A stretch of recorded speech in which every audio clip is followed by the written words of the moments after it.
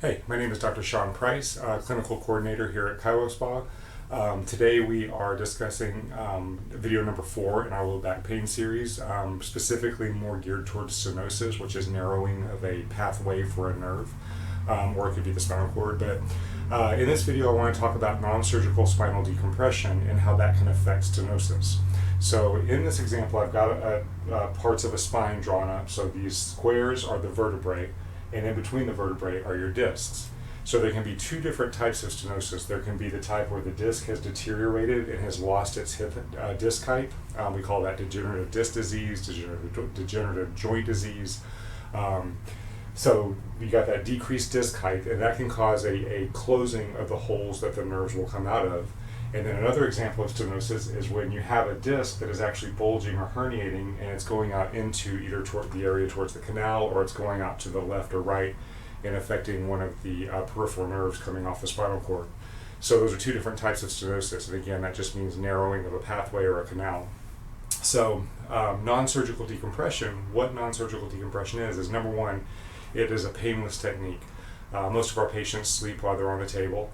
And what you do is you get into the table and you have a harness. I'm going to grab a marker real quick.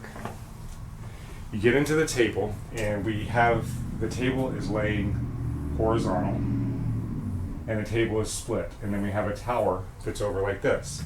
The tower has a computer program on it, and you're laying on the table with your legs up on a bolster, and you have a harness on the top part of your body, goes into the top of the machine, and a harness on the bottom part of your body that goes into the tower. And what will end up happening is the computer is controlling the pull on this decompression. And as the computer pulls, it'll sense resistance against its pull. The difference between decompression and traditional traction is that traction, you put in a weight that you want this pull to be, and that pull is constant no matter what resistance the body gives. Same thing with an inversion table. That's why if you're in an acute back pain situation, an inversion table is not ideal. Inversion tables are awesome for maintenance, but as far as if you're in an acute situation, you can actually cause more damage.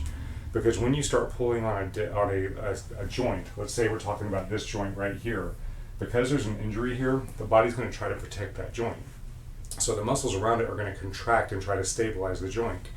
So if you're pulling against it and you're causing those muscles to contract, you can actually put more pressure on the joint and injure the body further. So what decompression does is it senses that pull, it senses that resistance, and it'll back off on its pull while those muscles relax. And eventually, as the process goes on, those muscles will stay relaxed, and you'll get that pull or that decompressive effect where these vertebrae will actually separate a little bit. And by separating, they increase that joint space and in essence start pulling that disc material off of the nerve and giving some relief to that situation. When done in the right protocol, you can actually start healing these and helping these discs to gain more strength and actually heal. So that's what non-surgical decompression does. And again, it's a very, very comfortable technique. So you're laying down like this, and then the pull is here, and then you're anchored in here. The table separates no more than maybe about that far. So it's not a huge stretch. It's not a torture rack from the old days. But it gives you a nice stretch, and it increases the joint space and helps to relieve that pressure on those nerves. So I hope this makes sense. If you have any questions, please feel free to post below.